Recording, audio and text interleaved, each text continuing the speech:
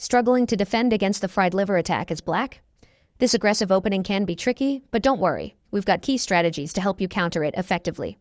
Watch this video to sharpen your defense and gain the upper hand. The game begins with the moves pawn to e4, pawn to e5, knight to f3, and knight to c6, leading to the Italian game. Now, white continues with bishop to c4, and black responds with knight to f6.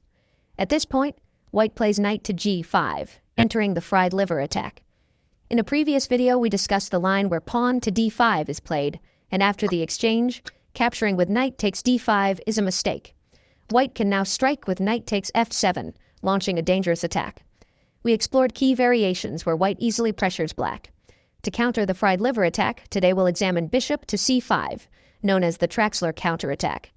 At first glance, it may seem like a blunder since white can simply capture with knight takes f7, forking the queen and rook. However, this is exactly the idea behind the Traxler counterattack. We invite white's knight forward to launch a counterattack with bishop takes f2, check. In this variation, we'll explore two main responses. White captures the bishop on f2, white ignores the bishop and plays king to f1. First, if white captures the bishop, we respond with knight takes e4, check. At this point, white's king has 6 possible moves. 4 of them lead to immediate loss, while only 2 avoid a quick defeat. But even then, white's position remains extremely difficult to play. Let's start with the first variation, where white plays king to f3. Interestingly, this is the only line where black does not play queen to h4 or set up a similar attack. Now we play queen to f6, check. In the other 5 variations we'll examine later, the key move will always be queen to h4. But in this specific case, white is forced to capture the knight. This pushes the king further up the board, making it even more vulnerable. Next, we continue with queen to f4, check. White's king must retreat to d3, because if it moves to d5, black can deliver a swift checkmate. With no other option, white plays king to d3, and we respond with queen to d4, check. Now the king has only one legal move, retreating back to e2. At this point, we capture the bishop, and after white blocks, we take the knight as well. This is a crucial concept in the Traxler counterattack. In several other variations where white chooses a different king move, we use this same tactic of winning back material with checks. Now, in this position, we regain the 2 pieces we initially sacrificed, and we are also a pawn up. Black has an easy position to play, with strong attacking ideas like knight to d4, check, advancing pawns, bringing the bishop into play, and even castling. Meanwhile, white's king is stuck in the center, unable to castle, making black's attack even more dangerous. Now let's go back and examine the second variation, where white plays king to e1. Here, we respond with queen to h4, check, a crucial move to remember, as it appears in nearly every variation except the first one we covered. The key idea behind queen to h4 is that we are threatening checkmate on f2. Additionally, if we move our knight on the next turn, our queen will attack both the bishop and the knight, creating a powerful double attack. To defend, white must play pawn to g3, blocking the check. Now, we strike with knight takes g3, another critical concept in this variation. Our queen attacks the bishop, our knight threatens the rook, and we are also setting up a discovered check. White is forced to capture our knight, but this leaves the rook hanging. We simply take it with queen takes h1, securing a winning position. Now let's move on to the third variation, where white plays king to f1. Again, we play queen to h4, threatening checkmate on f2. If white tries to defend with queen to e2 or queen to f3, we simply continue with knight to d4, adding more pressure and setting up a checkmate threat on the next move. If white tries to defend with pawn to g3, we follow the same idea, capturing with check.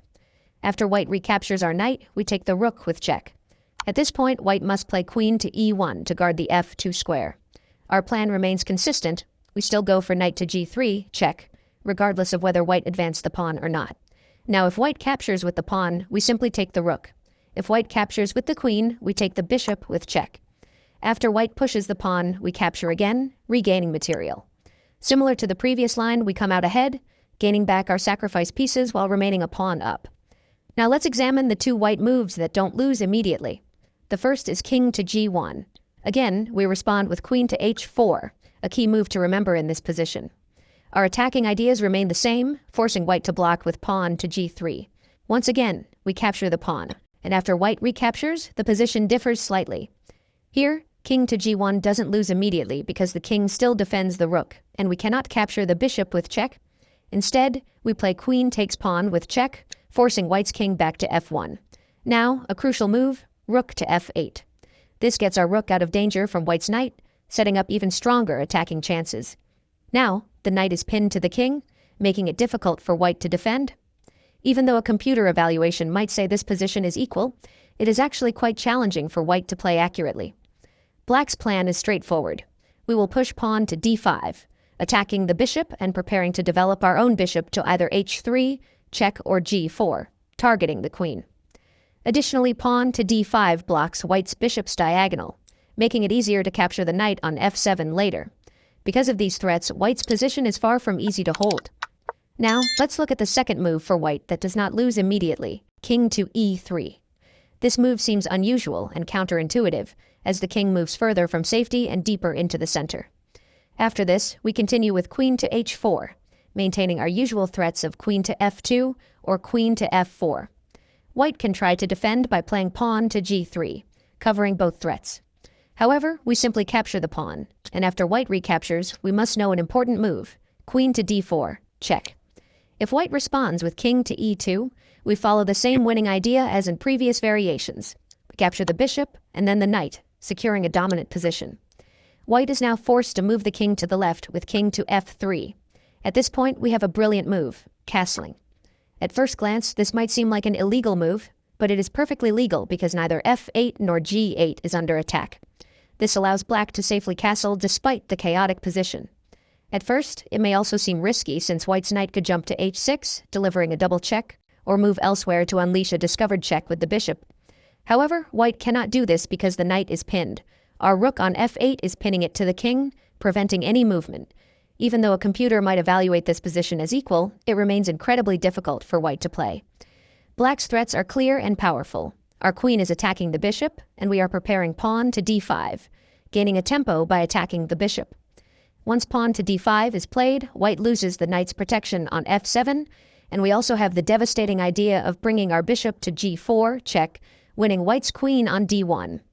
Now you might be wondering, we've already analyzed 5 different king moves, so what's the 6th variation? I've saved the best for last because my favorite line comes next, king to e2. Here, we start with knight to d4, check, forcing the king to move up. If white retreats to f1, we continue with queen to h4, just like in previous lines. If king to e3, we again play queen to h4, maintaining our threats. If white captures our rook on h8, we have a forced checkmate in 7 moves.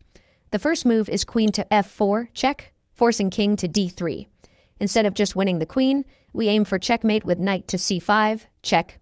White's king is pushed to c3, and we sacrifice our other knight with knight to b4, check.